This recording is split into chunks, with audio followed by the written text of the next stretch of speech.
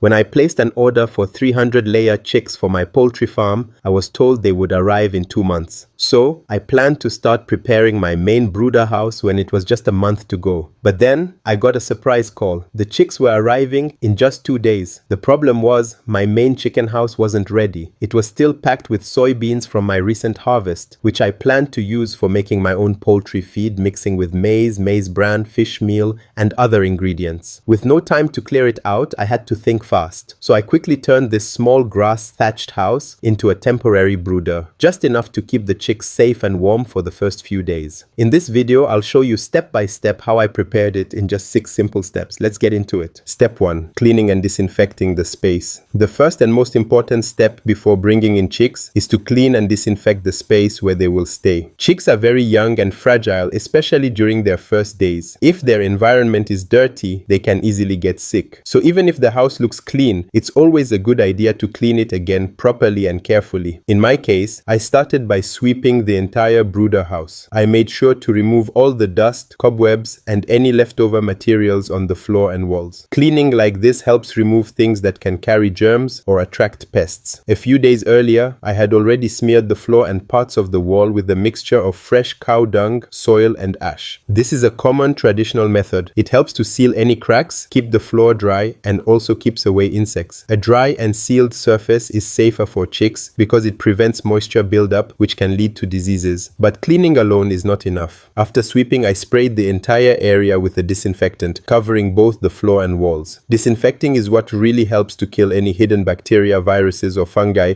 that might still be around, even after cleaning. No matter what kind of brooder you are using, whether it's a modern house or a simple traditional one like mine, this step should never be skipped. Step 2. Setting up the chick guard. After cleaning the brooder, the next step was to set up the chick guard. The chick guard is a simple barrier that helps keep the young chicks gathered in one area, especially around the heat source. This is important because it helps the chicks stay warm, stay together, and reduces the chances of them wandering off into cold or drafty corners. For this setup, I used old sacks to form the guard. You can use whatever material is available as long as it forms a clear boundary the chicks can't cross easily. The goal is to create a safe and controlled area inside the brooder where the chicks can move around comfortably and be closely watched during their first days. In this case, since the brooder house is small and doesn't have much ventilation, I made the guard low but firm enough to hold the chicks in one place. It's best if the chick guard forms a round or oval shape. This shape is important because it prevents chicks from crowding into corners, which can sometimes lead to piling or accidental suffocation, especially when they're cold or scared. As the days go by and the chicks grow stronger, or if the weather gets warmer, you can start opening up the guard or expanding the space so they have more room to move around. Setting up a chick guard might seem like a small step, but it plays a big role in helping your chicks adjust quickly to their new environment, stay warm, and stay safe. Step 3. Adding bedding. Once the chick guard was in place, the next step was to add bedding to the floor of the brooder. For this, I used dry wood shavings. This type of bedding works well because it's soft under the chick's feet, it absorbs moisture, and it helps keep the brooder clean and dry. When choosing wood shavings, it's very important to make sure they are clean, dry, and not dusty. If the shavings are too dusty, they can cause the chicks to develop breathing problems, especially when they are very young.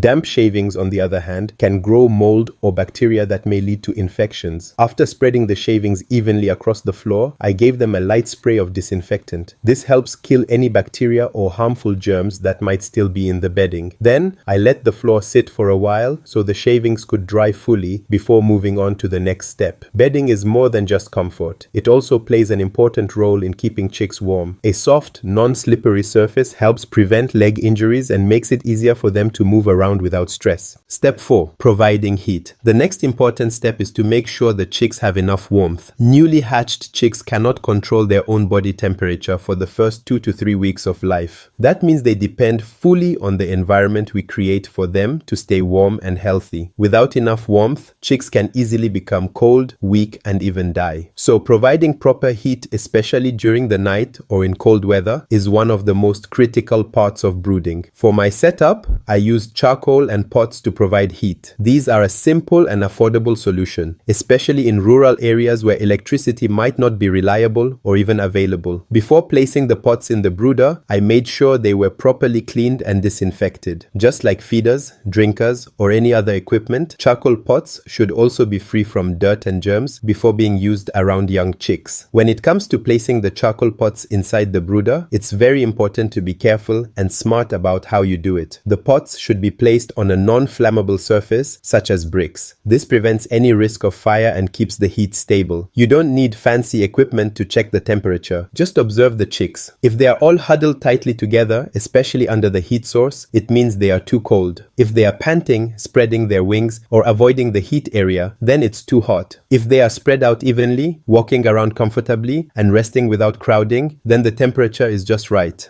Managing heat properly from the beginning helps prevent stress, sickness, and early death among chicks. Even with a simple setup like charcoal pots, you can still provide a safe and warm environment if used correctly. This step is especially important at night when temperatures drop and chicks are most vulnerable. Always monitor heat sources closely and adjust them as needed throughout the day. Step 5. Putting brooder paper. Once the bedding was ready and the brooder had proper heat, the next step was to cover the floor inside the chick guard with paper. This might look like a very simple step, but it plays an important role, especially during the first few days after the chicks arrive. Young chicks are naturally curious and tend to peck at anything they see on the ground. If we place them directly onto wood shavings, some of them may mistake the bedding for feed.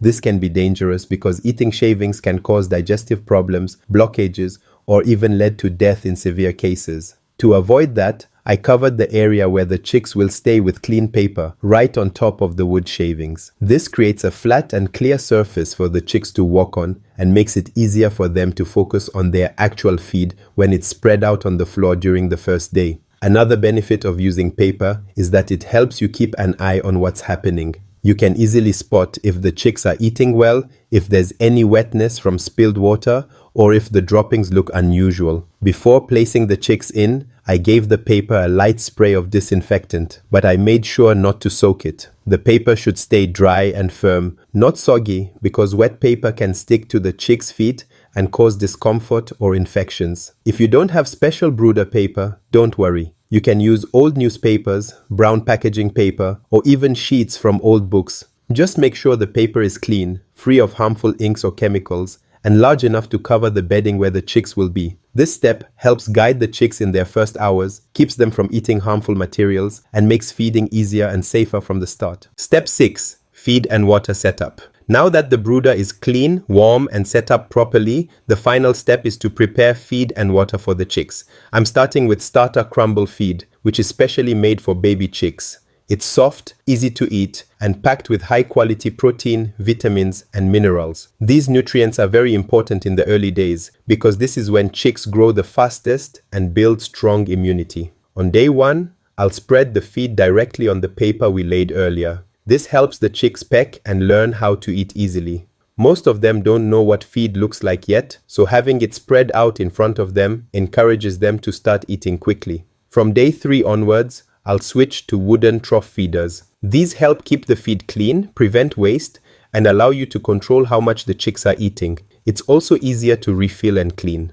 For water, I've prepared clean chick drinkers. On the first day, I'll mix the water with a bit of glucose and vitamins. This gives the chicks a quick boost of energy and helps them recover from the stress of transportation. You can also add vitamin boosters or electrolytes, especially if the chicks traveled a long distance. This supports their health and improves their chances of settling in well. One thing to always remember, water must be fresh and clean at all times. Dirty water can easily make chicks sick, so make sure to change the water regularly and wash the drinkers every day. The temporary brooder is now fully ready to welcome my 300 chicks. It may not be the big, better house I had originally planned to use, but it's clean, warm, and safe. And that's what matters most. Sometimes, things don't go the way we expect. But when you act quickly, stay focused, and use what you have, you can still create a great environment for your chicks to start their journey.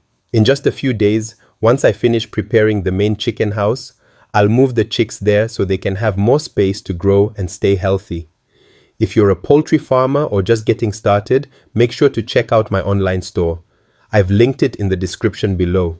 You'll find must-have tools that every poultry farmer should own, whether you're raising 10 chicks, 1,000 or more. Also, don't miss the end screen video where I share the 5 most important things every beginner should know before starting with chicks. I'll be sharing everything I do with these 300 chicks. So if you're interested in poultry farming or just want to learn from real experience, make sure to subscribe and follow the full journey. See you in the next video.